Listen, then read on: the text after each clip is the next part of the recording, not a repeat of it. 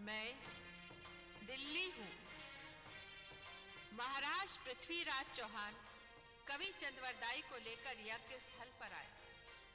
उन्होंने चंद्रवरदाई को बताया कि उनके कन्नौज आने का उद्देश्य केवल राजकुमारी संयोगिता से मिलना ही नहीं, बल्कि इस यज्ञ का विध्वंस करना है। ये सुनकर कवि चंद्रवरदाई चौंक पड़े। इधर जयचंद कवि चंद्रवरदाई को लेकर राजकुमारी संयोगिता के कक्ष में आया, जहां पृथ्वीराज भी गणपत डांगी के रूप में खड़े थे, मगर राजकुमारी ने उन्हें पहचान लिया। इधर चकोरी जब राजकुमारी के कक्ष में आई तो वो महाराज पृथ्वीराज चौहान को कन्नौज में देखकर दंग रह गई। उसके इस भाव को देखकर जयचंद चौंक पड़ा। उसने चकोरी से इसका कारण पूछा। चकोरी टाल गई। तभी उसने चंद्रवरदाई को आते हुए देखा। दोनों का आमना सामना हुआ, मगर बात हुई इशारों में। इधर संयोगिता को पता चला कि चकोरी भी अब कन्नौज की नहीं, अनंगपुर की गुप्तचर है। चकोरी को चंद्रवरदाई ने बताया कि महाराज पृथ्वीराज चौहान के यहाँ आने का कारण यज्ञ का विध्वंस है, और मैं इस चिंता में पड़ गई कि इतनी कड़ी सुरक्षा व्यवस्था को क्या तोड़ पाएंगे पृथ्वीराज चौहान।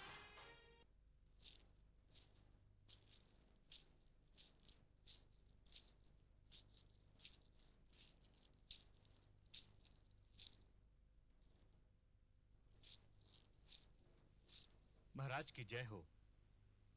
हाँ कविराज, कहिए क्या समाचार है? महाराज समाचार तो सब ठीक है, लेकिन अब एक डर सा लगने लगा है कि कोई हमें पहचान न ले। ऐसा क्या हो गया मित्र? महाराज, मैं आज महाराज जयचंद के सामने पकड़े जाने से बाल बाल बचा। वो तो कही कि चकोरी ने बड़ी चतुराई से स्थिति को संभाल लिया। कविराज, आंख में चोली के इस खेल में ऐसे कई अवसर आएंगे जब मृत्यु हमें आंखों के सामने नजर आएगी, मगर जो डर गया समझो मर गया। मुझे अपनी मृत्यु से जरा भी भय नहीं है महाराज। मेरी चिंता तो आपके लिए है। मित्र चंद्रवरदाई, हमारी मृत्यु से बात हो चुकी है और उसने हमें वचन दिया है कि उसकी और हमारी भेंट कन्नौज में नहीं होगी। धन्य है महाराज आपका धैर्य और आपका आत्मविश्वास। हाँ महाराज, चकोरी अपने कक्ष में आपकी प्रतीक्षा कर रही है। तो फिर देर किस बात की है चंद्रवरदाई? यहां तो एक एक पल अमूल्य है। चलिए महाराज, चलिए।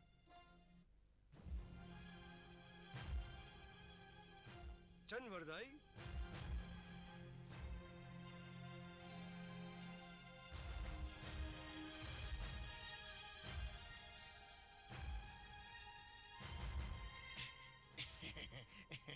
महाकवि चंद्रवरदाई प्रणाम। प्रणाम।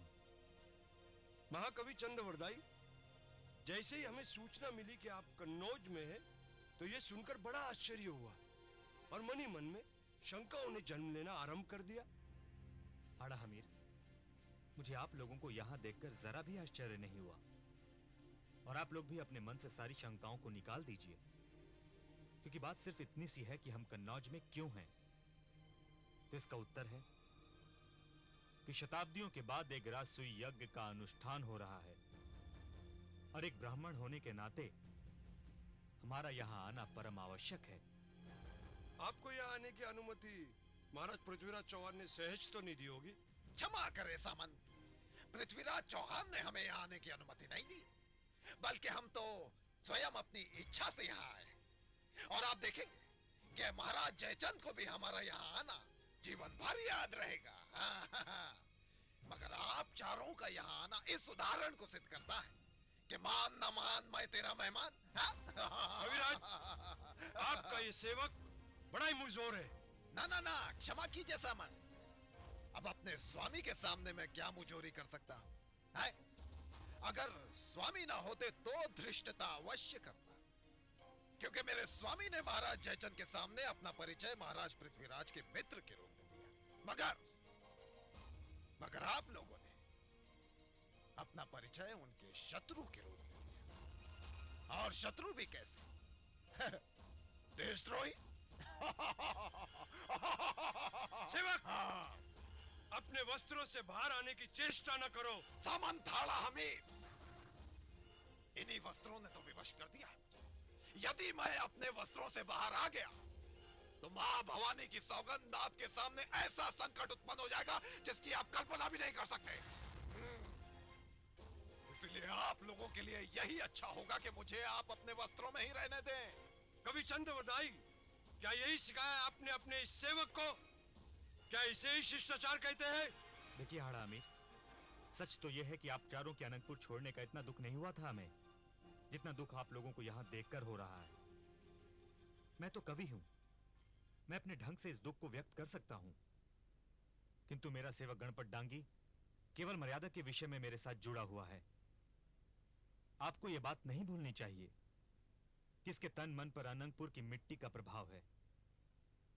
आपको इसकी बातों का बुरा नहीं मानना चाहिए, क्योंकि इस समय इसके मुख से अनंतपुर की माटी बोल रही है। हाड़ा हमीर, अभी तो हम कन्नौज में ही हैं, भेंट तो होती ही रहेगी। चलो गणपत। चलिए कविराज। एक तो पृथ्वीराज चौहान का चाटुकार और दूसरा चाटुकार का चाटुकार। जी में आता था। नहीं गोविंद राय, नहीं। हम अभी अभी इस राज्य में आए हैं। हम अपनी ओर से महाराज जयचंद को किसी भी तरह की शिकायत का अवसर नहीं देना चाहते, क्योंकि हमारी सारी की सारी आशाएं महाराज जयचंद और उनके राज्य पर लगी हुई है।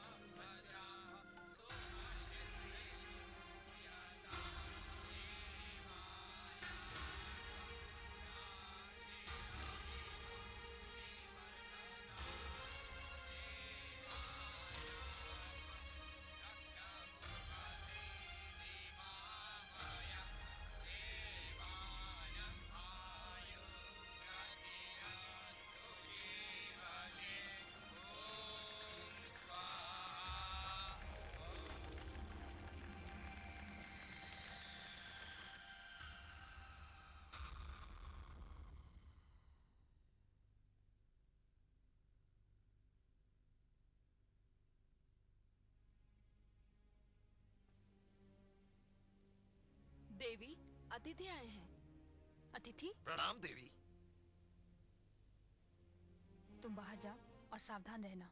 जो आज्ञा।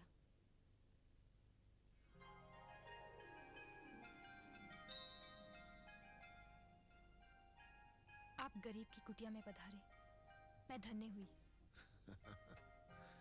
चकोरी, हमने सोचा भी नहीं था कि तुम कन्नौज में इस तरह हमारा स्वागत करोगी। महाराज, आपकी सेवा करने का जो अवसर मुझे प्राप्त हुआ है उसे तो मैं अपना सौभाग्य ही समझूंगी। तुम जैसे सेवा कह रही हो, हम उसे सहायता कहेंगे। महाराज, आज्ञा दीजिए, क्या करना है मुझे? चकोरी, कविराज ने तुम्हें हमारे यहाँ आने का उद्देश्य तो बता ही दिया होगा। हाँ महाराज, यज्ञ विध्वंस करने के लिए पहरे पर तैनात सारे सैनिकों को समाप्त करना होगा, वो भी इस तरह कि एक सैनिक की खबर दूसरे सैनिक तक ना पहुंच सके। और इस कार्य को करने में मैं आपके साथ हूं। बस चकोरी, इतना कहकर तुमने हमारी समस्या का समाधान ही कर दिया है। निसंदेह तुम्हें वहां हमारे साथ ही रहना होगा। हो सकता है किसी विशेष स्थिति में तुम्हारी सहायता की आवश्यकता पड़ जाए। आप चिंता न करें महाराज, ये प्राण तो आपके हैं, आपके लिए निछावर हो जाएंगे। महाराज, आप नहीं जानते महाराज जयचंद के लिए मेरे मन में कितनी घृणा है। इस घृणा का कारण क्या है? महाराज, एक आप हैं जो अपने एक साधारण से अंगरक्षक के प्राण बचाने के लिए स्वयं गढ़ी सिरसा जाते हैं। रूप कुंवर ने तो अपने पति का शव मांगा था, किंतु आपकी महानता ने उसे उसका सुहाग लौटा दिया। और एक महाराज जयचंद है, जब मैंने उनसे राजक मल्लिक के प्राण बचाने को कहा तो उन्होंने ये कहकर बात टाल दी कि राजनीति में तो ऐसे दो चार सर कटते ही रहते हैं, उसके मारे जाने से क्या अंतर पड़ता है। महाराज, अब तो मुझे ऐसा लग रहा है कि आपका साथ देकर मैं कोई पुण्य कमा रही हूँ। जयचंद से किसी भी अन्याय और अधर्म की अपेक्षा की जा सकती है, और उसी अन्याय और अधर्म का नाश करने आया हूं मैं यहाँ। महाराज, आज्ञा दीजिए, क्या करना है? सबसे पहले तो मैं अपनी वो तलवार प्राप्त करना चाहता हूं जो मैं यहां छोड़कर गया था। महाराज, आपकी वो तलवार, वो तो राव आल्हा के कक्ष में है। क्या? राव आल्हा के कक्ष में? हाँ महाराज। तब तो मुझे राव आल्हा के कक्ष का मार्ग बता दो, और उसके बाद तुम मुझे यज्ञ स्थल के पास मिलो। महाराज, मैं भी आपके साथ चलती हूँ। नहीं चकोरी, इस अभियान पर हम अकेले ही जाएंगे। बस तुम मुझे इतना बता दो कि राव आल्हा का कक्ष कहाँ है।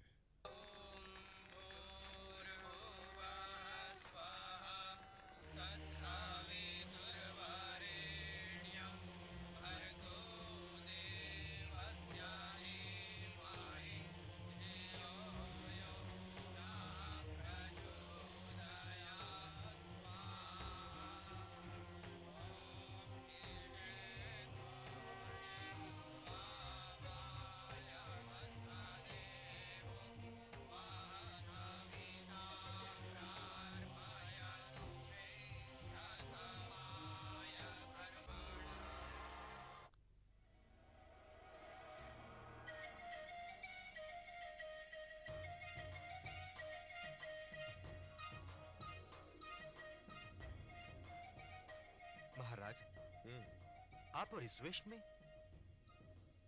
आपको तो योजना के अनुसार इस समय राव आला के कक्ष में होना चाहिए था। राव आला इस समय यज्ञशाला का निरीक्षण कर रहे होंगे, और आपको इसी मध्यांतर में अपनी सांभरी तलवार उनके कक्ष से ले आनी चाहिए थी। हाँ मित्र, मगर हमने अपनी योजना में एक परिवर्तन कर दिया है। कैसा परिवर्तन महाराज? गणपत डांगी के वेश में न तो हम अपनी सांभरी तलवार को हाथ लगाएंगे और न ही यज्ञ को रोकेंगे। वहां तो हम अपने रूप में जाएंगे, पृथ्वीराज के रूप में। नहीं महाराज, मैं आपको ऐसा अनर्थ नहीं करने दूंगा। अपने वास्तविक रूप को छिपाने के लिए तो आपने ये गणपत डांगी का रूप धारण किया। कविराज, गणपत का रूप हमने धारा है अपने प्रेम के लिए, राजकुमारी संयोगिता के लिए। यह विवशता हमारे प्रेम की आवश्यकता है, लेकिन सांभरी तलवार को पुनः प्राप्त करना हमारी विवशता नहीं है। राजसूय यज्ञ को भंग करना भी हमारी विवशता नहीं है। चंद्रवरदाई, प्रेम अपनी जगह है और कर्तव्य अपनी जगह। और यज्ञशाला में किसी ब्राह्मण ने आपको पहचान लिया तो? यही तो हम चाहते हैं मित्र। यदि गणपत डांगी यज्ञ को रोककर चला गया तो जयचंद को उसका भेजा हुआ तमाचा वापस कैसे होगा? जरा सोचो मित्र। जब ब्राह्मण जाकर उसे यह सूचना देंगे और जब वो अहंकारी जयचंद अपने ही तमाचे की गूंज को अपने ही कानों में अनुभव करेगा तो तुम्हें कितना संतोष होगा। जब मुझे भेजे गए अपमान भरे निमंत्रण पत्र के शब्दों की स्याही उसके ही चेहरे पर पुतेगी तो नानासा को कितनी शांति मिलेगी। मैं चलता हूं चंद्रवरदाई।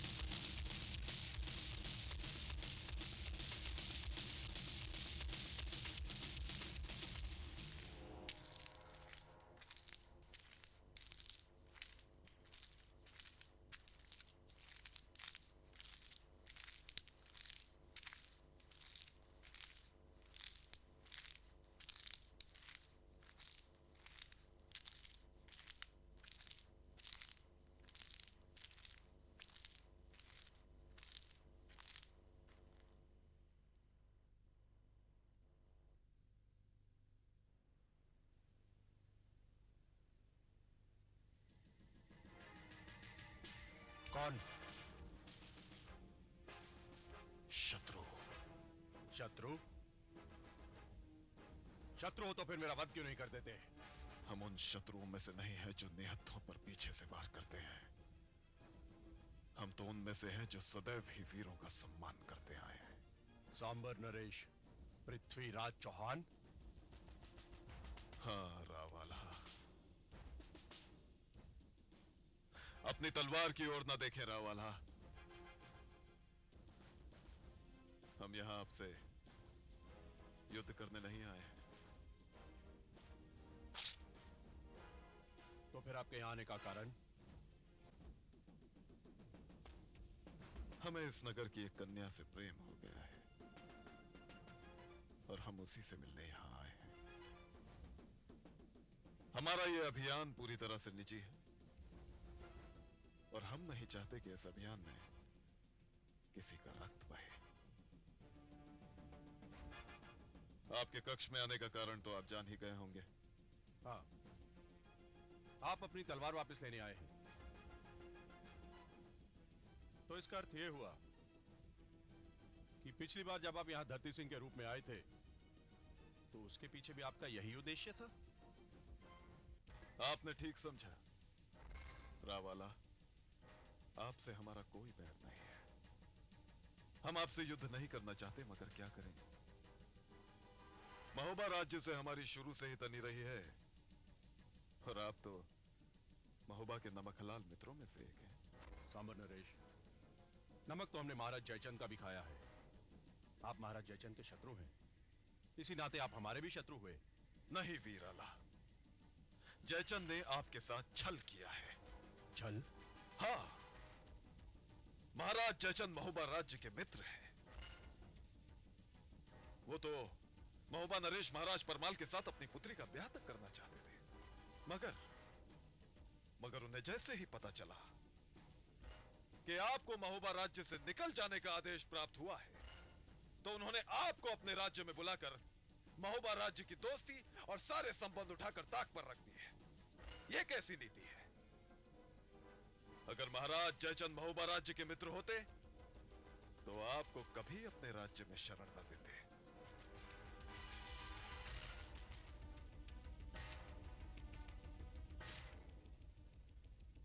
महाराज पृथ्वीराज चौहान, हमने अपनी नई मित्रता को इस दृष्टिकोण से देखा ही नहीं था। सच पूछिए तो जब हमें महोबा राज्य से निकाला गया, हम अपने अपमान से इतने पीड़ित थे कि हमें सोचना ही भूल गए कि महोबा नरेश के मित्र होते हुए भी महाराज जयचंद ने हमें अपने राज्य में क्यों बुलाया है।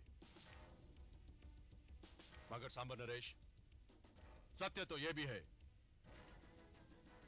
कि हमने और उदल ने महाराज जयचंद का नमक ग्रहण किया है। नहीं राववाला, नहीं। छल की नींव पर रखा मित्रता का यह महल रेत के खरोंदे की तरह होता है। ऐसे व्यक्तियों से संबंध नहीं निभाए जा सकते, परंपराएं नहीं निभाई जा सकती। क्या आपने कभी यह सोचा है कि महाराज जयचंद को आपको नमक खिलाने की इतनी जल्दी क्यों थी? क्योंकि उसमें केवल उनका अपना स्वार्थ था। स्वार्थ। आप महाराज जयचंद को, जो सारी मानवता के शत्रु हैं, उन्हें अपना मित्र समझते हैं, और हम जो इस राज्य से, इस नगर से प्रेम संबंध जोड़ना चाहते हैं, उसे अपना शत्रु समझते हैं। क्या आप जानते हैं कि एक विदेशी शत्रु हमारी सीमाओं पर खड़ा हमें ललकार रहा है? ऐसे अवसर पर तो हम सबको अपने सारे पैर भुलाकर उस शत्रु का सामना करना चाहिए। रावाला, मोहम्मद शहाबुद्दीन गौरी सिंध और मुल्तान को पराजित करके लाहौर तक आ पहुंचा है।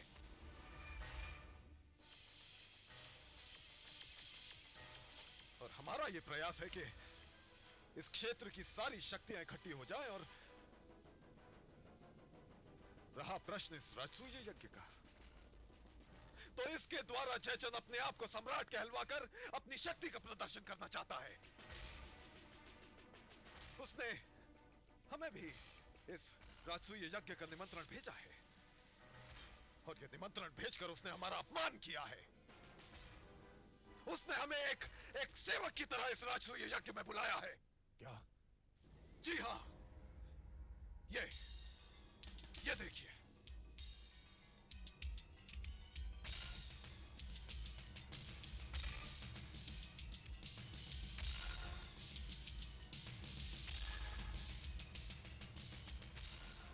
रावाला, हमारा एक ही उद्देश्य है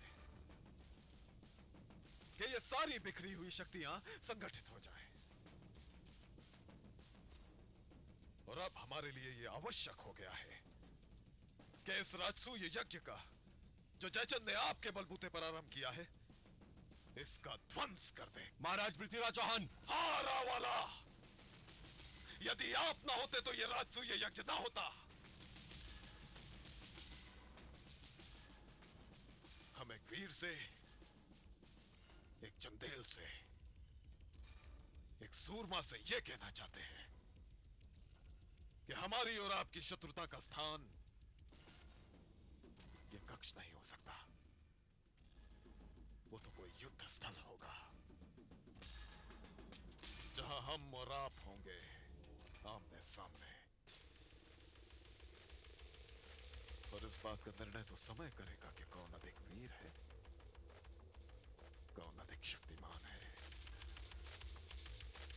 किसके भाग्य में जीतना लिखा है और किसके भाग्य में मरना। इस बात का निर्णय तो समय करेगा। सामर नरेश, आपने हमारा वध ना करके हमें बड़ी उलझन में डाल दिया है। इसमें उलझन की कोई बात नहीं है आला। आज निर्णय का समय नहीं है, मगर निर्णय का समय आएगा। यह एक राजपूत का वचन है कि एक दिन हम युद्ध भूमि में मिलेंगे। अगर आपको मेरी बात पर विश्वास नहीं है तो वो रही आपकी तलवार, उठाइए। विश्वास कैसे ना करें आप पर? आपके मन में बैर होता तो आप हमारा वध कर सकते थे, मगर आपने ऐसा नहीं किया, जो एक सच्चे वीर की निशानी है। सामर नरेश, हमने आप जैसा वीर पहली बार देखा है, मगर एक बात याद रखें, आला किसी का उपकार अपने सर पर नहीं रखता। महाराज पृथ्वीराज चौहान, हम आपको केवल एक रात का समय देते हैं। इस रात में आप जो चाहे कर सकते हैं, मगर महाराज जयचंद का वध नहीं कर सकते। किसी भी स्थिति में उनके प्राणों पर आंच नहीं आनी चाहिए। जाइए, आज के बाद हमारी भेंट किसी युद्ध भूमि में होगी, क्योंकि महाराज पृथ्वीराज चौहान, हम कल भी शत्रु थे, आज भी शत्रु हैं और कल भी शत्रु रहेंगे।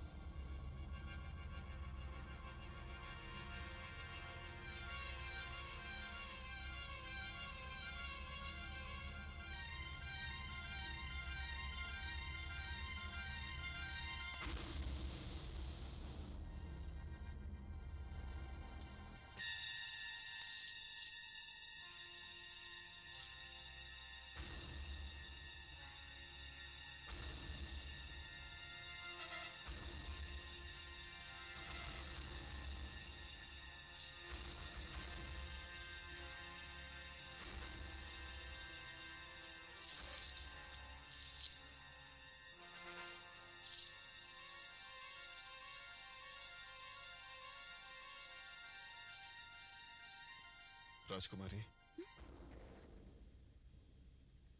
महाराज, आप?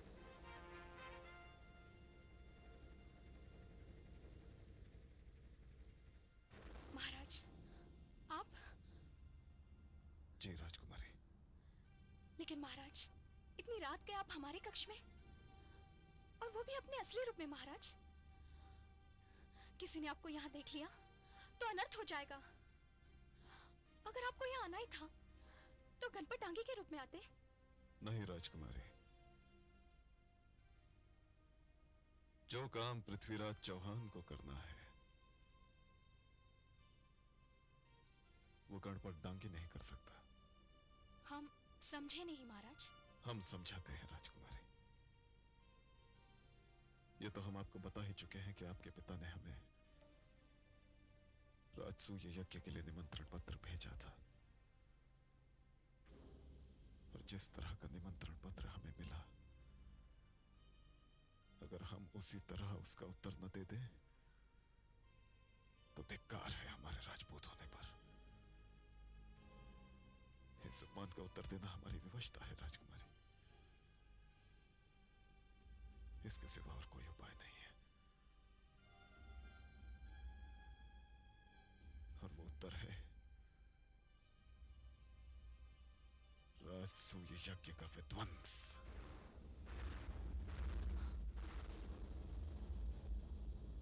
बस हम इतना ही पूछने आए हैं राजकुमारी कि हम जो करने जा रहे हैं, क्या आप उस निर्णय से सहमत हैं? महाराज, एक भारतीय नारी अपने जीवन में सिर्फ एक बार किसी को अपना हृदय देती है। वो सिर्फ एक बार किसी के नाम का सिंदूर अपनी मांग में भरती है। सिर्फ एक बार वो किसी के नाम का मंगलसूत्र अपने गले में बांधती है। और सिर्फ एक बार वो अग्नि को साक्षी मानकर 7 फेरे लेती है। 7 मरने और 7 जीने का वचन देती है। और फिर वो किसी की अर्धांगिनी बन जाती है। अब तक ये सब कुछ हमारे साथ हुआ नहीं है, लेकिन हमने तो अपना हृदय आपके चरणों में रख दिया है। अब संसार का कोई भी नियम इस बात को स्वीकार करे या ना करे, हम तो आपके हो चुके। आपकी हर आज्ञा का पालन करना हमारा धर्म है, और आपकी इच्छा में ही हमारी इच्छा है। महाराज, आपके इस निर्णय से हम पूरी तरह से सहमत हैं और आपकी सफलता के लिए भगवान से प्रार्थना करते हैं। इसका अर्थ यह हुआ कि इस अभियान में हम अकेले नहीं हैं, आप भी हमारे साथ हैं। तो मां भवानी की सौगंध, अब हमारे बढ़ते हुए कदमों को संसार की कोई शक्ति नहीं रोक सकती। राजकुमारी, हमने अपने नाना सा महाराज अनंगपाल तोमर को वचन दिया है कि हम आपको उनकी पुत्र वधू बनाकर अनंतपुर ले जाएंगे। महाराज, हम आपके नाना से मिलने अनंतपुर अवश्य आएंगे।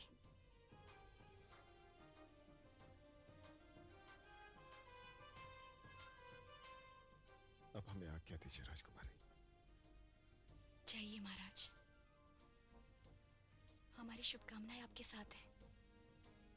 आप विजयी लौटेंगे।